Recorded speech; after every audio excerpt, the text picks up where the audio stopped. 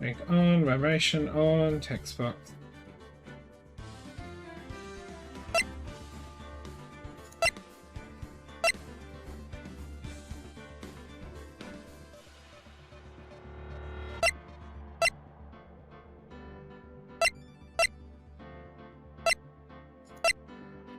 That's what I want. Also, why is this? There we go.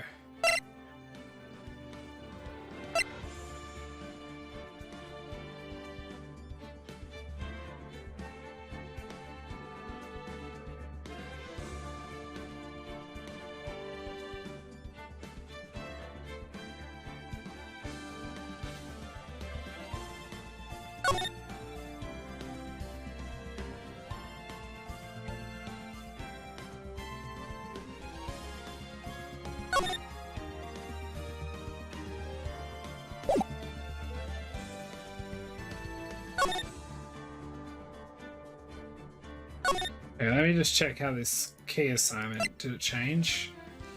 Backspace, good, it didn't. Okay.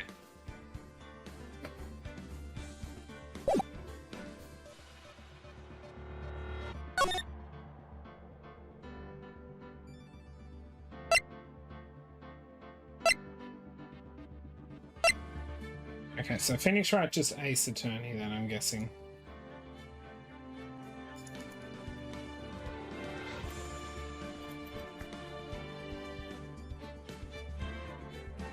That one. Did I not?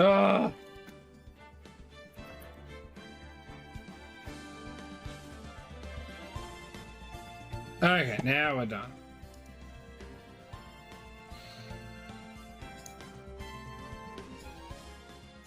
I still think this game is quite loud. But I can't really turn it down anymore.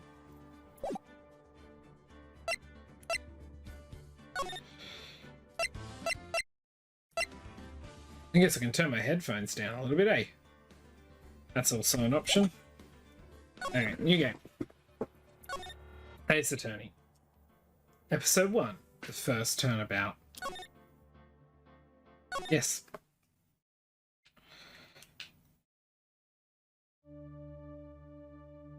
This better have voice acting. Nope. None in this one, damn it.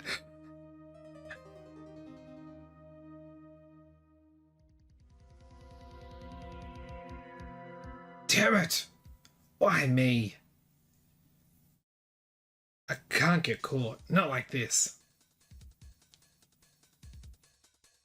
I'm like him. I'll make it look like he did it. Okay. Now, before we do much else, August 3rd. Cool.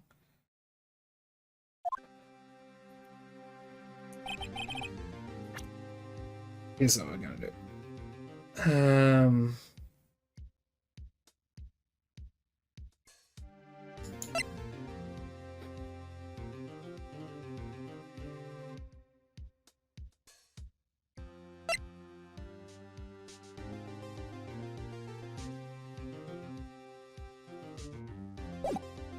Okay, let's hope this works. Boy, am I nervous. Right? Oh no, you don't sound like... Oh, hiya, Chief. Phew, I'm glad I made it on time. Well, I have to say, Phoenix, I'm impressed. Not everyone takes on a murder trial right off the bat like this. It says a lot about you, and your client as well. Thanks. Actually, it's because I owe him a favor. A favor? You mean you knew the defendant before this case? Yes. Actually, I kind of owe my current job to him. He's one of the reasons I became an attorney. Well, that's news to me. I want to help him out anyway. Oh, sorry, this is me. I want to help him out any way I can. Well, it's me. I just really want to help him. I owe him that much.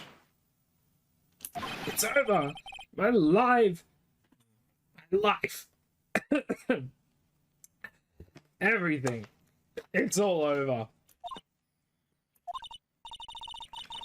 Is that your client screaming over there? Yeah, that's him. Death. Despair. Oh, I'm gonna do it. I'm gonna die. It sounds like he wants to die. Yeah. Nick. Hey. Hey there, Larry. Dude, I'm so guilty. Tell them I'm guilty. Give me the death sentence. I ain't afraid to die. What? What's wrong, Larry? Oh, it's all over. I'm finished. Finished. I can't live in a world without her. I can't. Who took her away from me, Nick? Who did this? Oh, Nick, you gotta tell me. Who took my baby away? The person responsible for your girlfriend's death. The newspapers say it was you.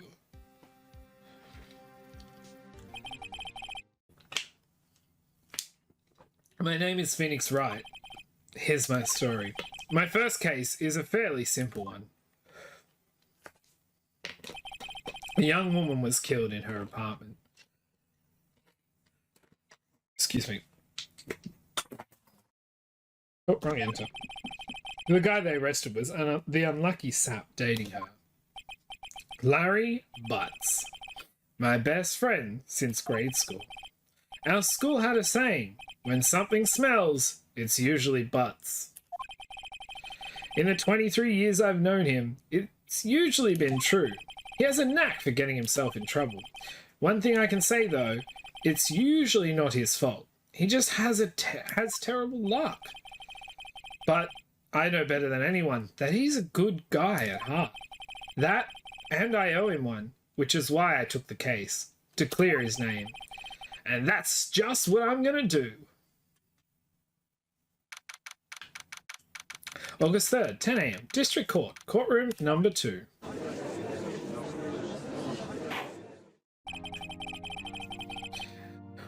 Court is now in session for the trial of Mr. Larry Butts.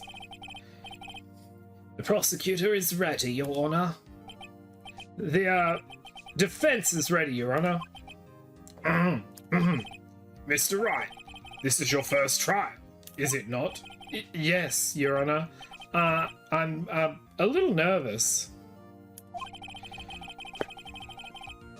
Your conduct during this trial will decide the fate of your client. Murder is a serious charge. For your client's sake, I hope you can control your nerves. Thanks. Thank you, Your Honor. Mr. Wright, given the circumstances, I think we should have a test to ascertain your readiness. Yes, Your Honor. Ooh. And shaking, eyesight fading. The test will consist of a few simple questions. Answer them clearly and concisely. Please state the name of the defendant in the case. Larry Butts. The defendant, well, that's Larry Butts, Your Honor. Correct. Just keep your wits about you, and you'll do fine. Next question. This is a murder trial. Tell me the victim's name. I know this one. Glad I read the case report cover to cover so many times. It's... wait. Oh. No way. I forgot. I'm drawing a total blank here. Thanks. Are you absolutely sure you're up to this? You don't even know the victim's name? Oh, the victim. Of course. I know the victim's name. I just forgot. Temporarily.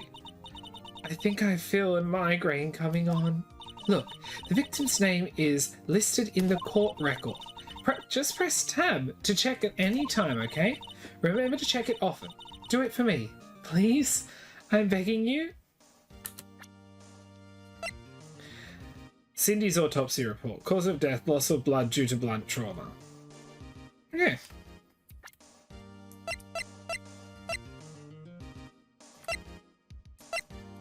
Wait, it said the 23 years I've known him. Did I know him since birth? Hey, Leprechaun. Or Sean. Anyway. Either way, yes. Ace Attorney. Unfortunately, I have to read. Okay. So... Oh my god. Okay. Anyway, it's Cindy. Mr. Wright, who is the victim in this case? Shit, I already forgot. Cindy. Is that the other one? Oh, the other one says Cinder Block. Fuck off.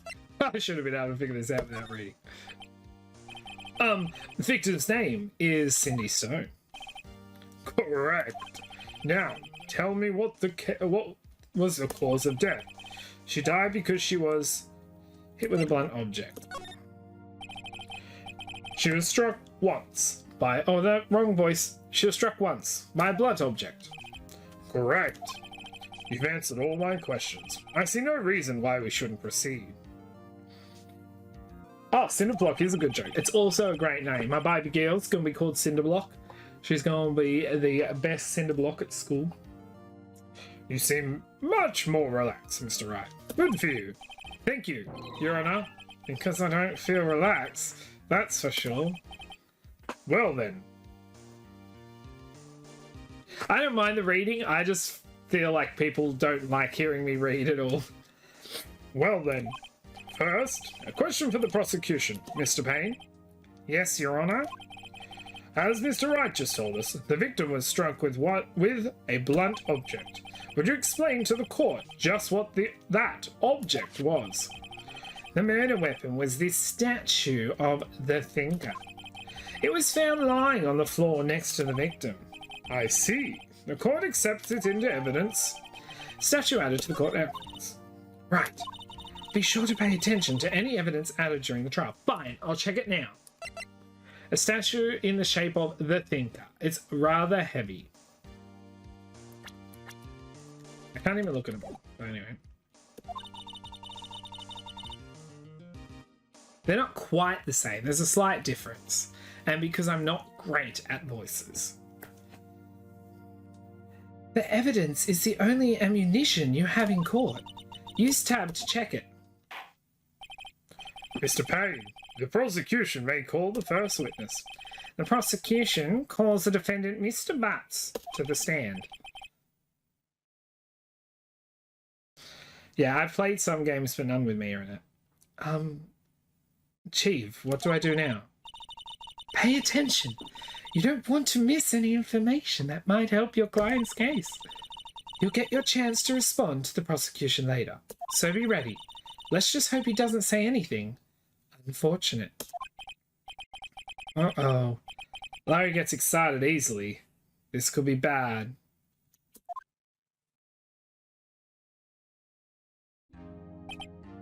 Mr. Butts, is it not true that the victim had recently dumped you? I played the one on the phone with a bit more voice acting. Hey, watch it, buddy. We are great together. We are Romeo and Juliet, Cleopatra and Mark Anthony. Didn't they all die? I wasn't dumped. She just wasn't taking my phone calls or seeing me. Ever. What's it to you anyway? Mr. Butts, what you describe is generally what we mean by being dumped. Close enough.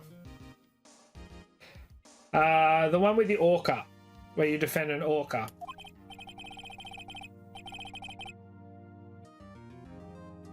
That's fair. The one where you defend an orca at one stage. I mean, that's the only one I've really played. In fact, she had completely abandoned you and seen other men. She had retired from overseas with one of them the day before the murder. What do you mean? One of them? Lies! All of it lies! I don't believe a word of it. His voice has probably changed twice already. Your Honor, the victim's passport. According to this, she was in Paris until the day before she died. Passport. The victim apparently arrived home from Paris on... Okay, this is American, so the 30th of July, the day before the murder. Indeed. She appears to have returned the day before the murder. Dude, no way! The victim was a model, but did not have a large income. It appears that she had several sugar daddies. Well, good for her. Daddies? Sugar? Yes. Older men who gave her money and gifts. She took their money and used it to support her lifestyle. Apparently, now that I'm reading, I'm also burping. Dude! We can clearly see what kind of woman this Miss Stone was. Tell me, Mr. Butts, what do you think of her now? I don't think you want him to answer that question. Yeah, Larry has a way of running his mouth in all the wrong directions. Should I stop him from answering? My client had no idea the victim was seeing other men. That question is irrelevant to the case.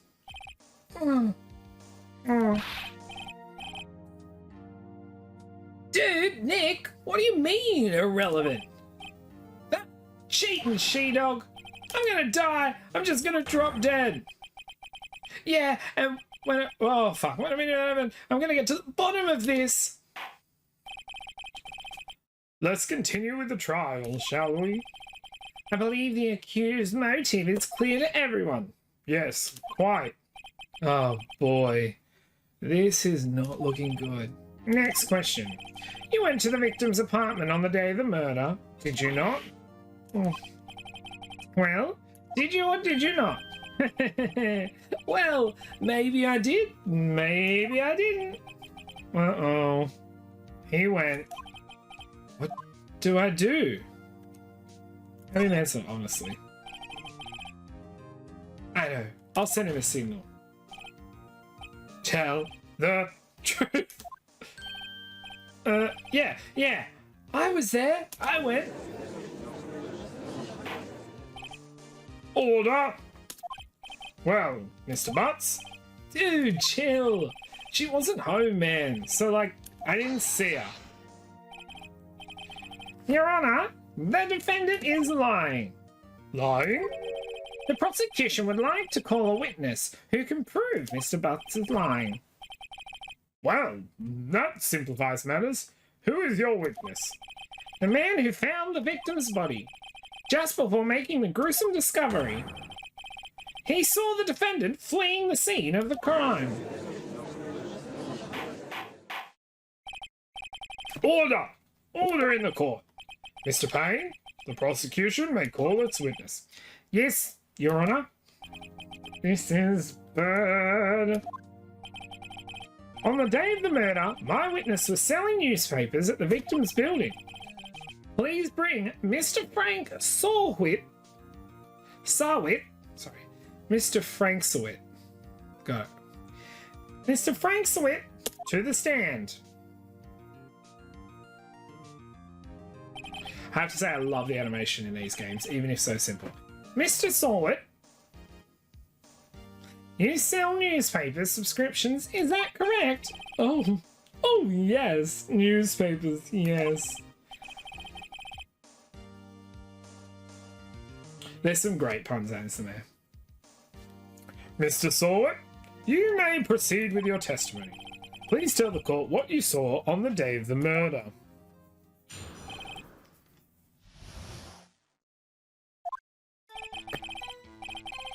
I was going door to door selling subscriptions when I saw a man fleeing the apartment. God damn it, I've had his voice before. I thought he must be in a hurry because he left the door half open behind him. Thinking it strange, I looked inside the apartment. When I saw her lying there, a woman, not moving, dead.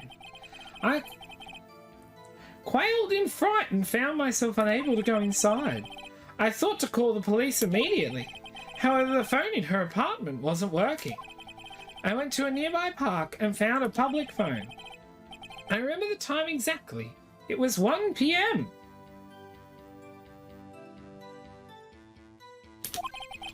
The man who ran was, without a doubt, the defendant, sitting right over there. Hey, why didn't you tell the truth? I can't defend you against testimony like that. Incidentally, why wasn't the phone in the victim's apartment working? Your Honor, at the time of the murder, there was a blackout in the building. Aren't phones supposed to work during blackouts? Yes, Your Honor. However, some corded phones do not function normally. The phone that Mr. Sawit used was one of those. Your Honor, I have a record of the blackout for your peruse. Blackout. Electricity to Mrs. Stone's building was out from noon to 6 p.m. on the day of the crime. Now, Mr. Wright? Yes, yes, Your Honor. You may begin your cross-examination. Cross-examination, Your Honor? Alright, right. This is it. The real deal. This is fantastic for a team day. What exactly am I supposed to do? Why? You exposed the lies in the testimony the witness just gave. Lies? What? He was lying? Your client is innocent, right? Then that witness must have lied in his testimony. Or is your client really guilty? I keep not doing a voice properly. How do I prove he's not? You hold the key. It's in the evidence. Compare the witness's testimony to the evidence at hand. There's bound to be a contradiction in there. First, find the contradiction between the court records and the witness testimony. Then once you've found a contradicting evidence, present it and rub it in the witness's face. Okay. Open the court record with tab and point out contradictions in the testimony. Sorry. Yeah, I can hear the doggies. Let me fix my hair. Do you just like my new hair? Oh, it's Jake's fucking TV.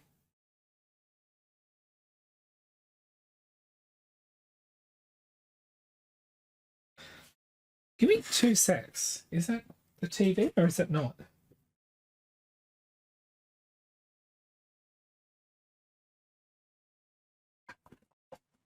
Sorry, I don't know if people are yelling out front.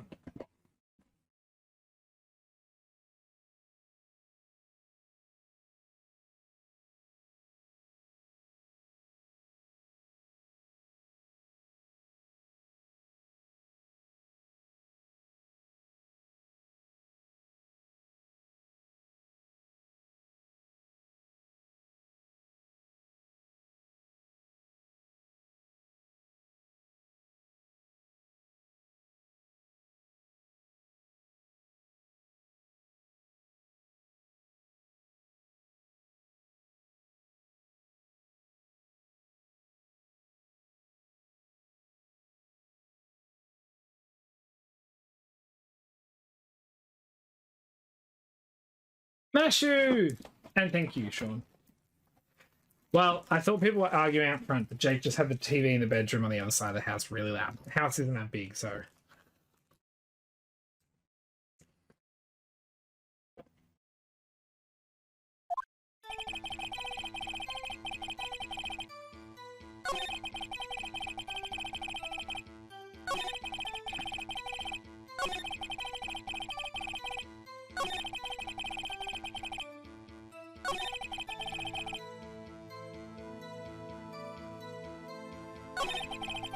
Okay, here, I'm gonna press here.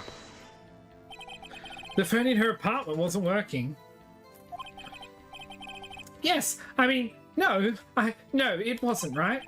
But you said you didn't go into the apartment. Or did you? Oh, that, I can explain that. There was a cordless phone on the shelf, this is his voice, I think, in the entranceway. I reached inside and tried using it to call. And that phone wasn't working, correct? What happened next? I went to an event. I remember the time exactly, it was 1 p.m. Okay, here we go.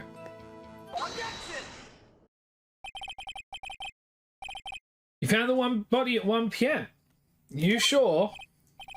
Yes, it was 1 p.m. for certain. Frankly, I find that hard to believe. Your statement directly contradicts the autopsy report. The autopsy notes that the time of death at some time after 4 p.m. There was no body to find at 1 p.m. How do you explain this 3-hour gap?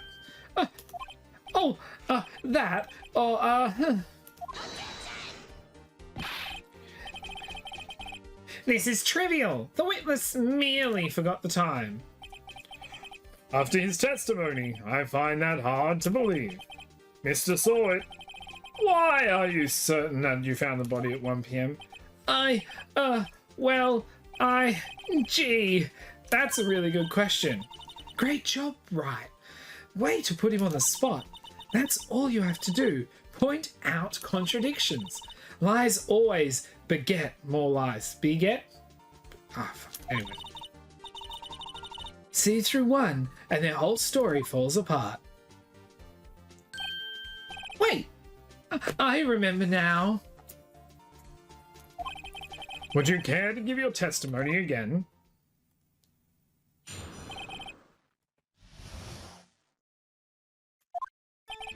You see, when I found the body, I heard the time. There was a voice saying the time.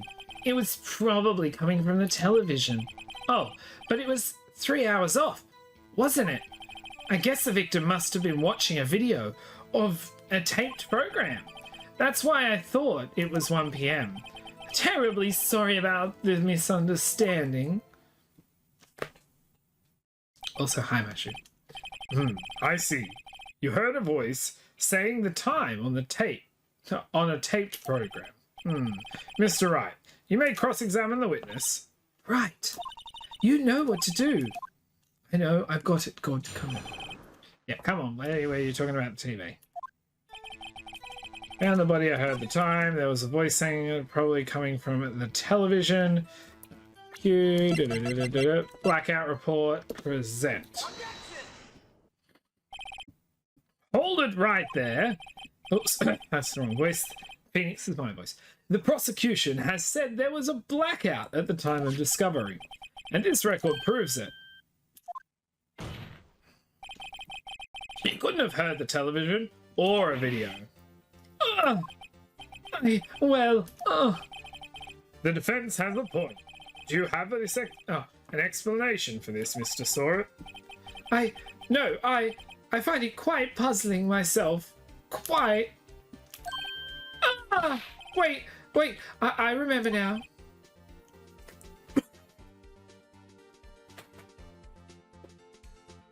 Sorry, I need water for this. Yes, this is the first case. Mr. Sawit, the court would prefer to hear the accurate testimony from the very beginning. These constant corrections are harming your credibility. And you seem rather distraught. My apologies, Your Honor. It must have been the shock of finding the body. Very well, Mr. Sawit. Let's hear your testimony once more, please.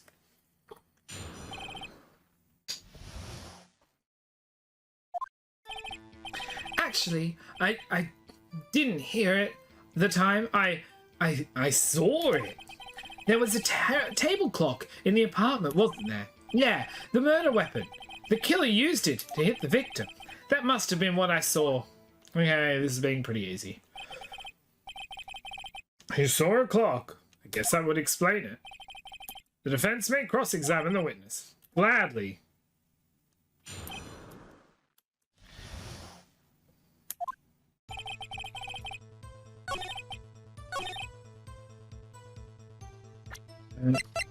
Although this looks like it could be a clock.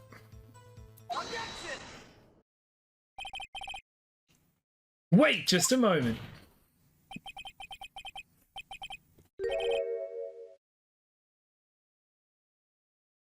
Sorry about that. I got stuffy, and I thought I needed to blow my nose, and then the 2 boxes of tissues I had in here. We're both empty, so I thought, God damn the timing, but screw it. The murder weapon, oh, this is my voice, sorry. The murder weapon wasn't a clock, it was this statue. Now, how is this supposed to be a clock? What? You, with your objections and your evidence, just who do you think you are? Just answer the question, Mr. Saw It. Hey, I saw it there, okay? That's a clock. Your Honor, if I may? Yes, Mr. Payne. As the witness stated, this statue is indeed a clock. The neck is a switch. You just tilt it and it says the time out loud. As it doesn't look like a clock, I submitted it as a statue. My apologies. I see. So, the murder weapon was a table clock after all. Well, Mr. Wright, it appears that the witness's testimony was correct. This is a clock. Do you have any problems with this testimony now?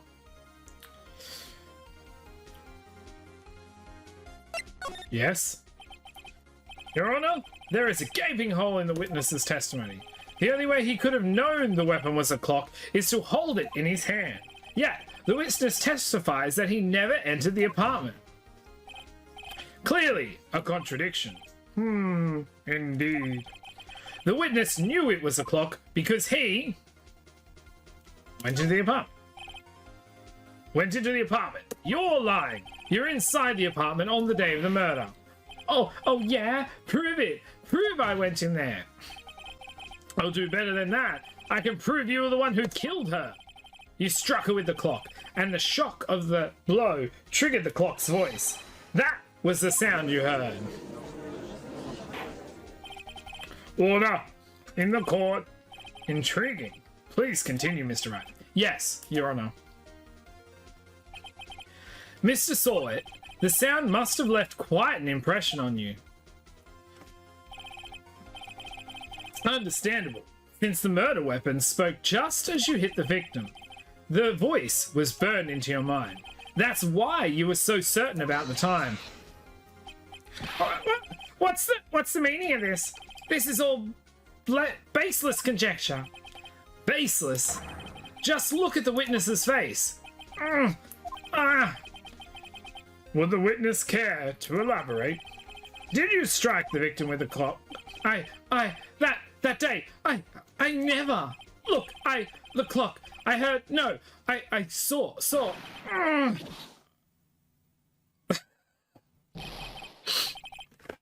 up. I hate you. It was him. I tell you, I saw him. He killed her, and he should burn. Give him death.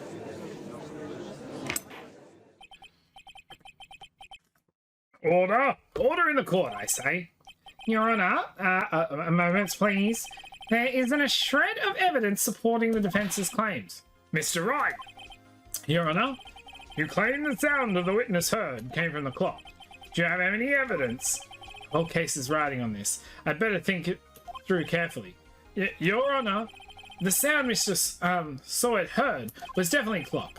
The fact is clear if you simply...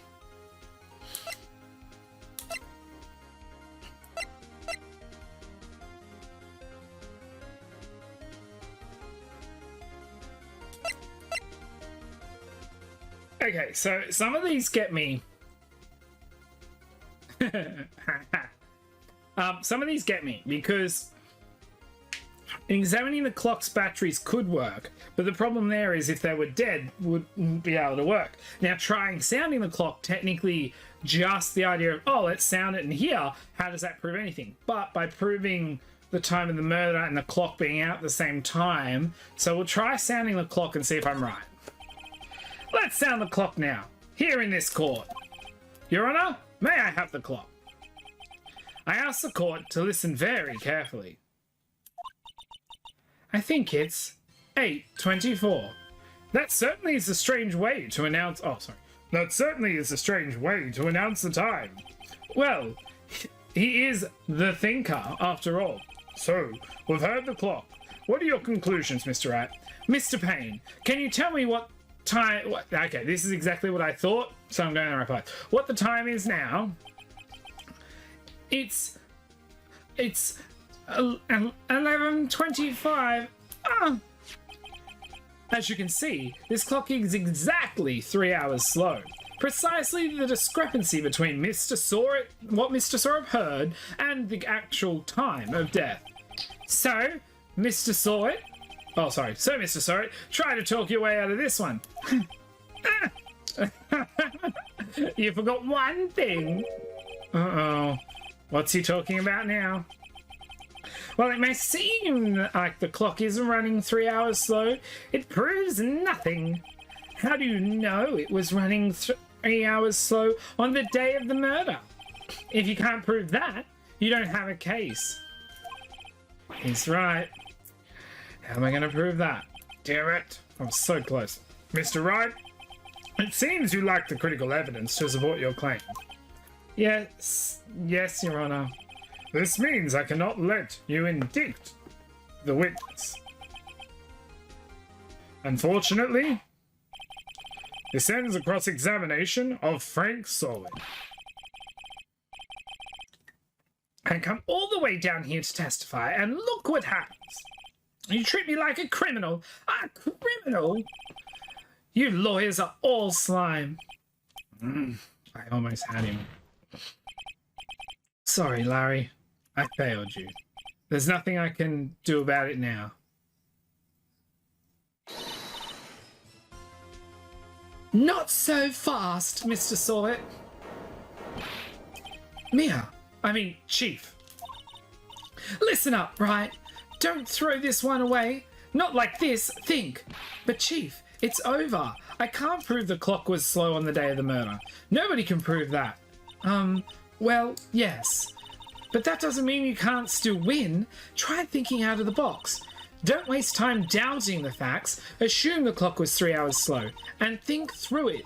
Ask yourself, why was the clock 3 hours slow? Figure out the reason and you'll have your proof. Right? Right? Can you think for a reason why the clock would be 3 hours slow? Wait, maybe I can prove it. You must have evidence somewhere that can prove it, right?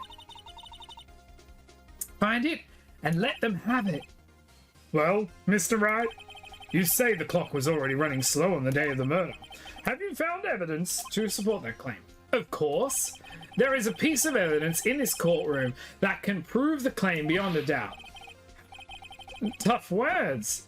Oh, wrong one. Ha! Tough words. Let's see you pull this one off. Let's see the evidence that proves why the clock was running low.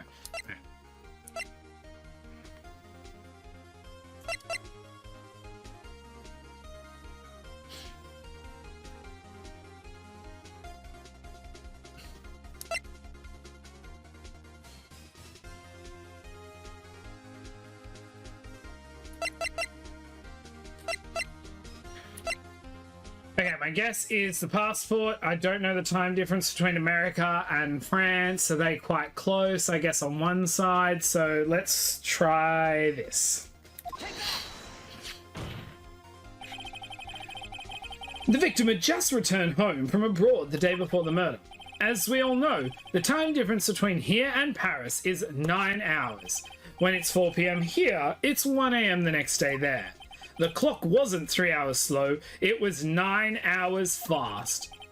The victim hadn't reset her clock since returning home. That's why the time you heard when you struck her her dead in her apartment was wrong. Proof enough for you, Mr. Saw It, or should I say, Mr. Did It?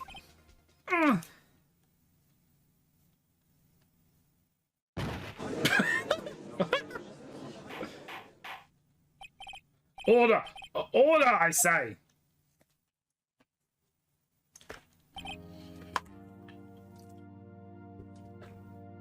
Well, this case has certainly turned out differently than I all expected. Mr. Payne, your witness. He was arrested and has been taken away, Your Honor. Very well. Mr. Wright? Yes, Your Honor. I have to say, I'm impressed. I don't think I've seen someone complete a defense so quickly, and find the true culprit at the same time. Thank you, Your Honor. At this point, this is only a formality, but this court finds the defendant, Mr. Larry Butts, not guilty. Yay!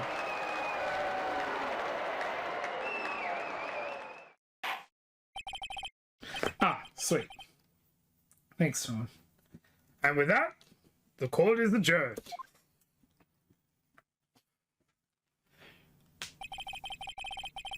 It turns out that Frank Sawith was a common burglar.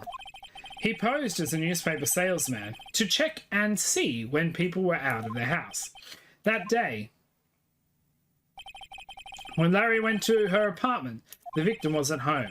After he left, Mr. Sawith let himself in to do his dirty work. While he was searching her place, the victim returned. Flustered, Mr. Sawith grabbed the nearest blunt object he could find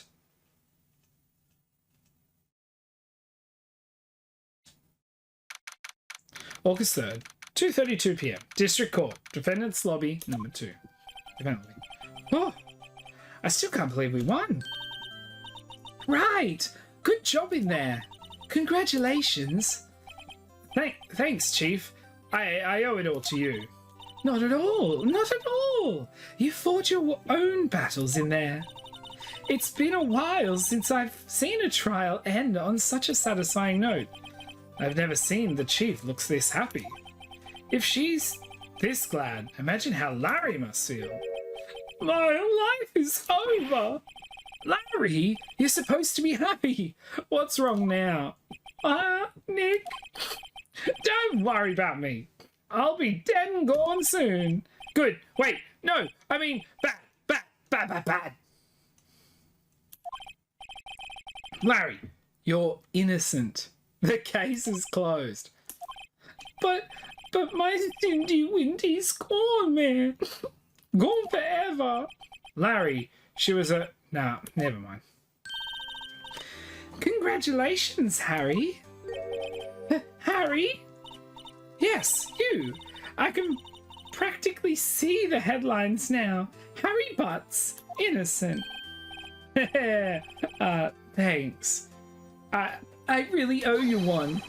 I won't forget this ever. Let's celebrate. Dinner, movie, my treat. Oh, no, I couldn't. Hey, I was the one who got you off the hook. Oh, hey. Here, take this. It's a present. A present? For me? Wait, wasn't this the evidence that... Actually, I made this clock for her.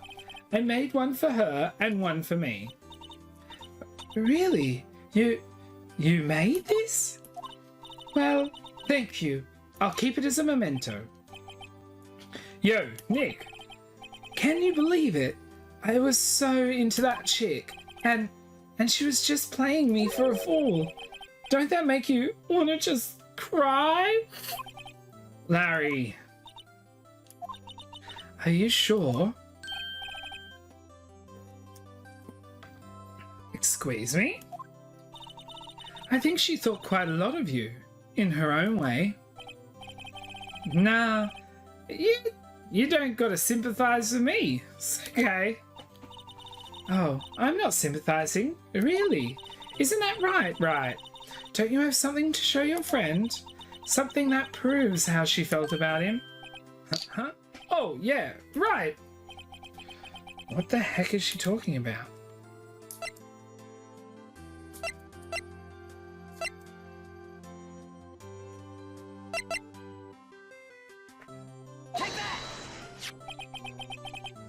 Check this out, Larry.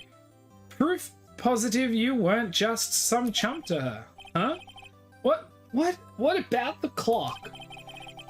This is the clock you made her, Larry. And she took it with her when she traveled. Whatever. She probably just needed a clock. That's all.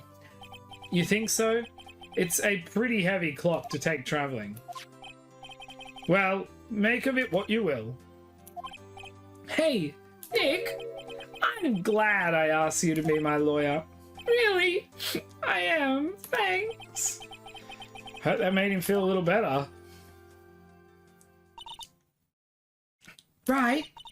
I hope you see the importance of evidence now. Also, hopefully you realize things change depending on how you look at them. People, too. We never really know if our clients are guilty or innocent. All we can do is believe in them. And in order to believe in them, you must believe in yourself. Right? Listen, learn, grow strong. Never let go of what you believe in. Never. Well, I think our work here is done. Shall we be off? Yeah, I guess so. Say, how about dinner? On me. We'll drink a toast to innocent butts. Butts. Yeah! Oh, speaking of Harry, you were saying part of why you became a lawyer was because of him? Yeah, part, at least. You'll have to tell me more about it sometime. Maybe over drinks? And so, my first trial came to a close. Larry slapped me on the back and said, "Gee, Nick, it's good to have friends. But I'm pretty sure he's not going to pay us, unless you count the clock he gave Mia." I didn't know it then, but that clock was soon going to be at the centre of another incident. And my promise to tell the chief about me and Larry would be one promise that I wouldn't be able to keep. The end. Okay, celebratory gummy bite crawlers.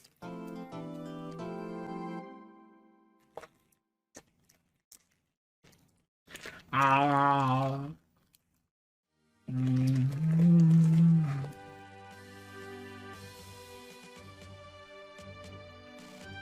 I'm a sucker for sugar. And it's bad.